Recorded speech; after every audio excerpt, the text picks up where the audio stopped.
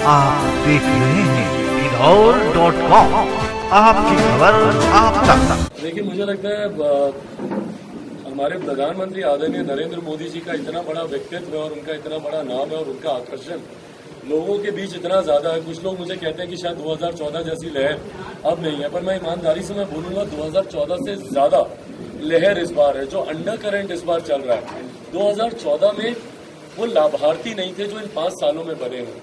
भले वो उज्ज्वला योजना के लाभार्थी हों, आयुष्मान योजना के हों, सौभाग्य योजना।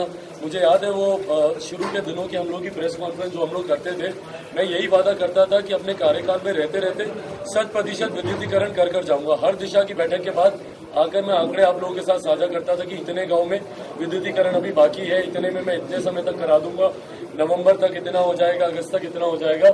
तो इन तमाम योजनाओं के लाभार्थी इस बार केंद्र सरकार के, राज्य सरकार की योजनाओं के लाभार्थी बहुत हैं, जो कि 2014 में पहली बार हम लोग की मोदी जी के नेतृत्व में सरकार बनी थी, उस वक्त नहीं थे।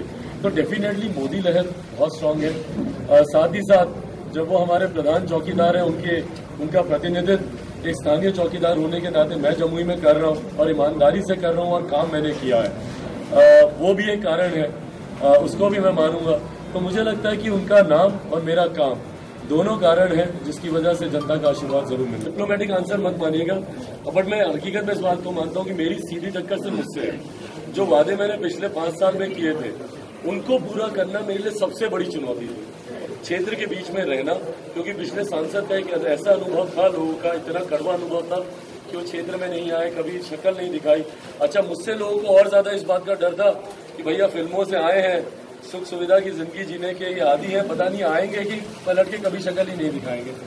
तो ये सब मेरे लिए बहुत बड़ी चुनौती थी कि क्षेत्र के बीच रहूं, जनता के बीच रहूं और काम को करूं। दिल्ली में भी जब रहा, किसी न किसी मंत्रालय, किसी न किसी मंत्री से मिलता रहा ताकि योजनाएं धरातल पर उतरे। बरनार इतनी बड़ी जलाशय योजना है, उसका मैं आज वादा करता हूँ कि आने वाले 6 से 8 महीने में वो योजना भी आपको धरातल पर उतरती देखेगी। इसके लिए भी मैं मंत्रालयों के संपर्क में निरंतर रहूं और 17वीं लोकसभा का गठन होते ही दोबारा से लग जाऊंगा। तो चुनौती मेरी से मुझसे ही है, लड़ाई मेरी से मुझसे ही।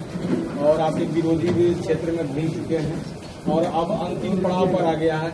अब बताइए कि कैसा महसूस कर रहे हैं अपने जीत को लेकर, अपने विरोधी पर कितने प्रतिशत आश्वस्त हैं या कितने भारी मतों से जीतने का आप अनुमान लगा रहे हैं? क्षेत्र में जब घूमे हैं, जनता से जब मिले हैं, प्रचार जब खत्म हुआ, अब क्या है फाइनल बता दीजिए।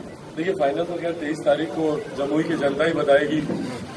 अगर मैं अभी कोई टिप्पणी करूंगा तो कहीं ना कहीं ये गलत होगा। जनता को आपको पूरा वो सम्मान देना जरूरी है 23 तारीख को जब परिणाम सामने आएंगे। बट हाँ, इतना जरूर बोलूंगा, विश्वास पूरा है।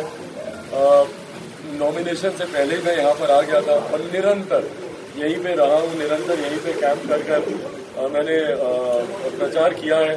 जहाँ जहाँ पे भी गया हूँ, जनता का जो स्नेह, जो उत्साह मुझे देखने को मिला, इस बात का मुझे विश्वास जरूर है कि जीत में कहीं कोई संदेह नहीं है।